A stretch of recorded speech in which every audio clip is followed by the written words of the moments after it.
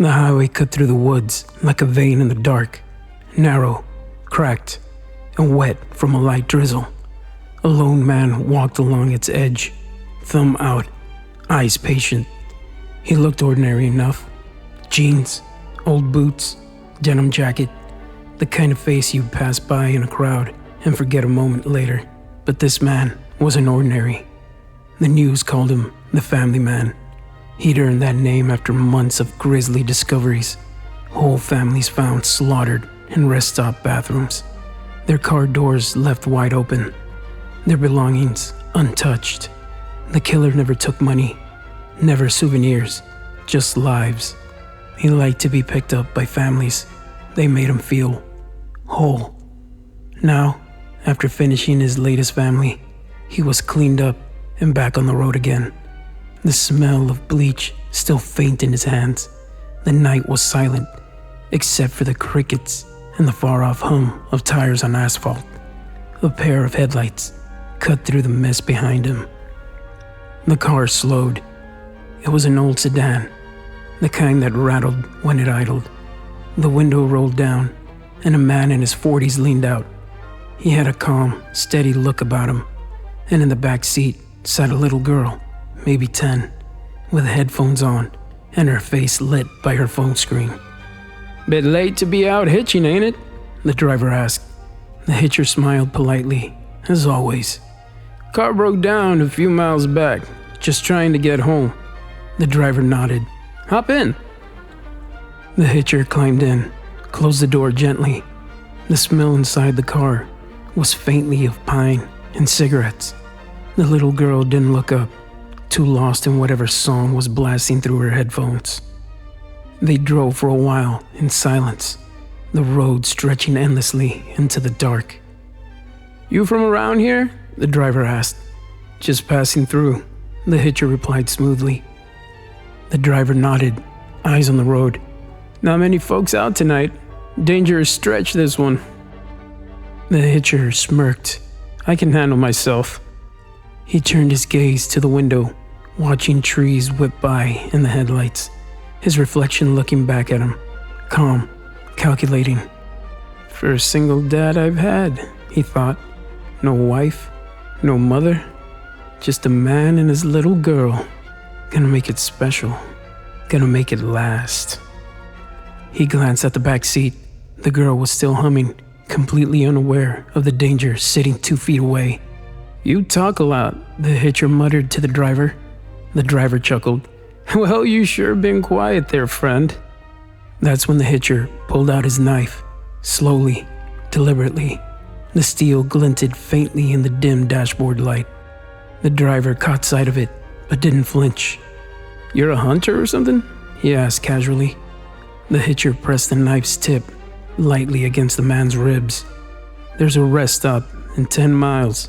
You're gonna pull in, act normal." The driver's face didn't change.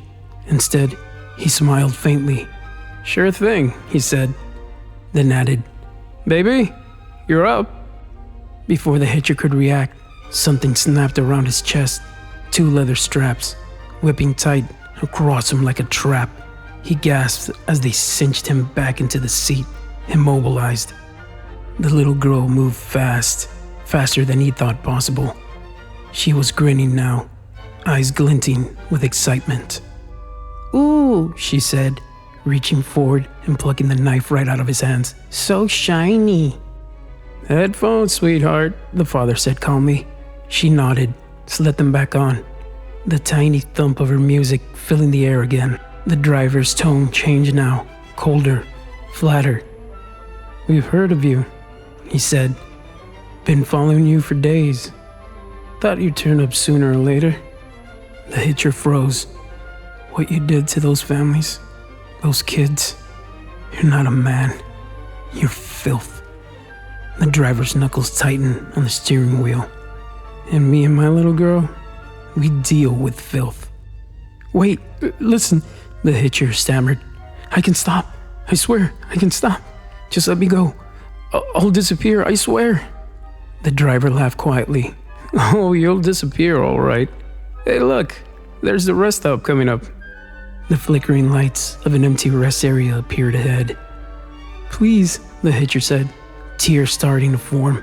"Please, I can change." The driver didn't even look at him.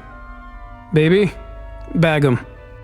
The girl slipped her headphones off again, smiling wide as she reached for a plastic bag.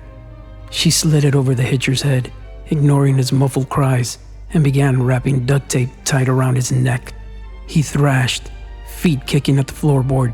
His breaths grew sharper, shallow, desperate.